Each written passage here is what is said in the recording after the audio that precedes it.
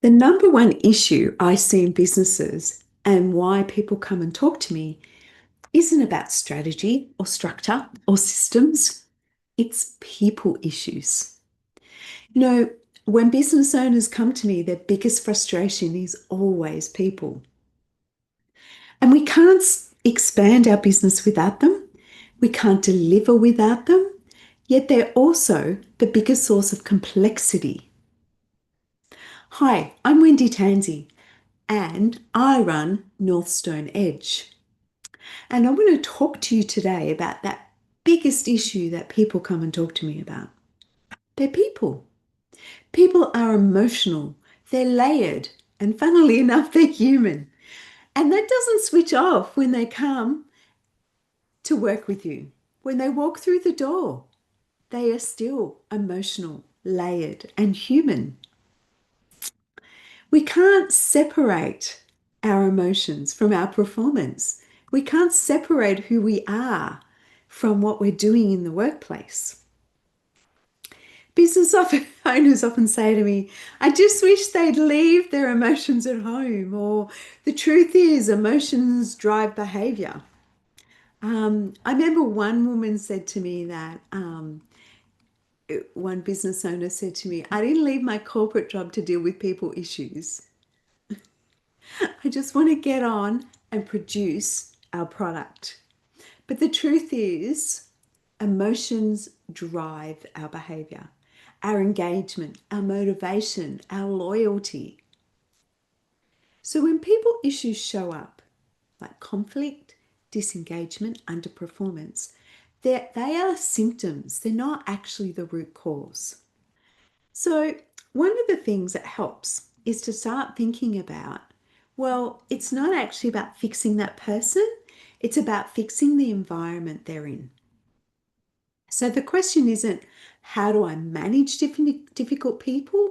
It's what is in our system or our culture or the leadership that is allowing this to continue.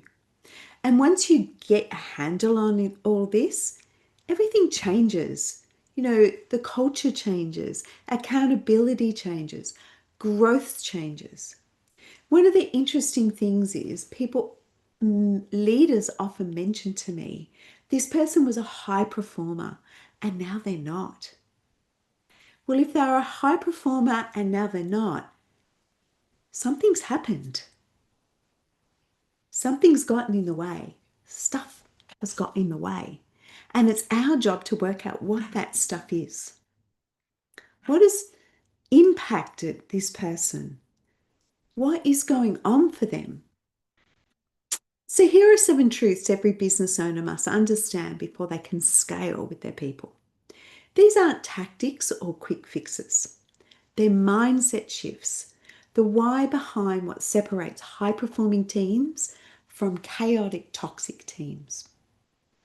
Okay, number 1, culture isn't built, it's tolerated. What you ignore becomes your culture. I remember working with a business where one of the leaders used to make her team cry. She was so ruthless with those young women that they were always bursting into tears. And when I asked the executive about it, they said to me, yeah, but she's a high performer. But the problem with that is it became part of their culture. So culture wasn't built, it was tolerated. It became part of their culture to yell at people that you didn't agree with, to have these conflicts rather than talk them out, because that's what the executive team walked past. So culture forms around what you tolerate as a leader. It's not what you stick on the back of the toilet door or what you have hanging up on the wall. It's what you allow, and that's what the culture is. I worked in one business who had these little stickers on everyone's desk. And when I was there consulting, I asked what this was about. And they said, oh, the leadership team, it's our values. The leadership team wants to remind us. And then an incident happened that was outside of the values, and the executive team didn't do anything. So these things sitting on the desk wasn't what the culture was. It was what was tolerated and what was allowed. Silence on poor behavior becomes the permission. It becomes what the issue is. Healthy cultures don't just happen.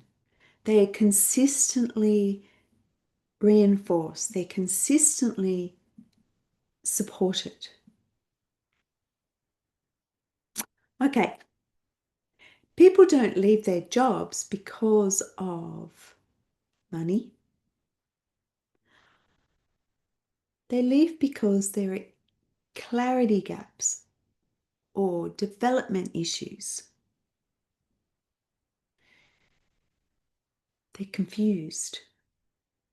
So confusion is more dangerous than conflict. It's part of conflict. Because at the beginning, frustration comes from not knowing what's expected of you. Clarity gives safety. People perform best when they understand what success looks like. When people understand what they need to do and then what it looks like. I learned that the hard way. I'm actually quite good with ambiguity. But that's not the case for most people. They need to have hard lines and understanding. And I had a team member who was like that. She needed to have these hard lines and understanding. And I didn't understand that in my earlier leadership days. The lack of clarity recreates disengagement faster than what too much work does. Where do I start? What am I doing? Clarity builds culture. Clarity builds engagement. Clarity builds productivity. Communication breakdowns, number 3, are systems breakdown. It's rarely the person that's the issue. It's often the process. Numerous times I've sat down with a person to work through what the issue is between the manager and the business, the leadership and the person. And what we found is it's usually a process that's the problem. A business asked me to come and evaluate what was going on. And what had happened is they had this amazing high performer, and all of a sudden, she wasn't. And when I sat down to talk to her, she asked about being developed. And she was told there was no development opportunities for her. The business had then quietly, with the HR person, put out a job ad of a role that was about a couple of weeks later. And she saw it and went, I thought there was no opportunities for me. But what had happened was, because of all this stuff that was going on, they couldn't communicate with her. But instead of saying, look, trust us, there might be some things in the works. We trust that you keep that confidential. They said there's nothing. And within a month, she was gone. So miscommunication usually points to missing systems, unclear meetings, no feedback, no accountability, or it's scattered, no development opportunities. And when we fix those systems, it reduces blame and restores flow. When we communicate clearly, even if it's to say, you'll have to trust me, I actually can't share that with you right now, but can you trust that I've got your back? Is communicating and letting someone know rather than go, oh, sorry, can't help you. 4, accountability without support creates fear. How many times have people who are coached, leaders, executives, non-leaders, talked about how they felt they were being micromanaged or actually being held accountable but had no support? And what it did is it created fear that if they made a mistake, that they would actually lose their job.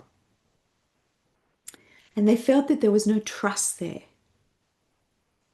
So when you stretch people or you throw things at them, but there's no safety to make a mistake, they shut down. It creates this level of fear. And that's what your culture becomes, a culture of fear. Having high standards is okay, but they need to be paired with tools and trust. If your team feels unsupported, accountability becomes punishment instead of empowerment. Let me rephrase that. We'll say it again. If your team feels unsupported, accountability becomes punishment instead of empowerment. It's not hard to support them. 15 minutes one-on-one. Have a look at it. Number 5, the wrong hire costs more than an empty seat. Oh my goodness, I can't tell you how many times I've worked with businesses where they've got the hire wrong because they felt they needed to put someone in that seat really quickly. A poor culture fit costs time, trust, and momentum, and ultimately has an impact on your culture. I mean, it also costs more money because you might in the end have to rehire. And a vacancy does hurt, but the wrong person in that vacancy can derail things so quickly and it can have lasting impact. And often the hidden cost isn't salary, it's damage to the culture and damage to the team. So just taking that little bit more patience, really helpful. Number 6, leaders set the emotional temperature. Your energy sets the tone. Your energy impacts the business. I don't know if you've ever been in a business and someone's walked in and people go, are we going to have happy Fred today or are we going to have bad Fred today? And people are waiting to see what your energy is before it impacts the day for them. You know, a team often mirrors their leader's emotional state. If you're calm, that creates confidence. If you are reactive, it fuels anxiety. Emotional regulation is a performance multiplier. How you manage your emotions and the energy you bring in your business just multiplies throughout the culture. And number 7, people don't buy into vision, they buy into the leadership. Trust is the currency of performance. Vision only works when people believe in the person leading it. If a leader is amazing, it doesn't matter what's happening in the business, they will follow the vision. If you're authentic, consistent, show integrity, that matters more than inspiration. Things like you do what you say you're going to do. People follow leaders who walk their talk. So let's recap. You can't scale a business without scaling your leadership. People aren't problems to solve, they're potential to unlock. I reckon that's a great saying. They aren't problems to solve, they are potentials to unlock. As your business grows, leadership must evolve faster than headcount. You need to continually develop your leadership, and the leaders of your team, of your business, need to be developed too. And when you get the right people pieces in place, everything else starts to accelerate. And this is one of the things, one of our pillars at Northstone that we work on. We help leaders build systems, people systems that actually work. So if you've got reoccurring people issues, disengagement, high turnover, low ownership, it's not a personal issue. It could be that your systems aren't great. It could be a sign that your leadership needs an upgrade. And that's exactly one of the things I help with in the Northstone program. So in the comments, you will find a link for a clarity call. We can have a talk about that. Reach out. I'm here to help.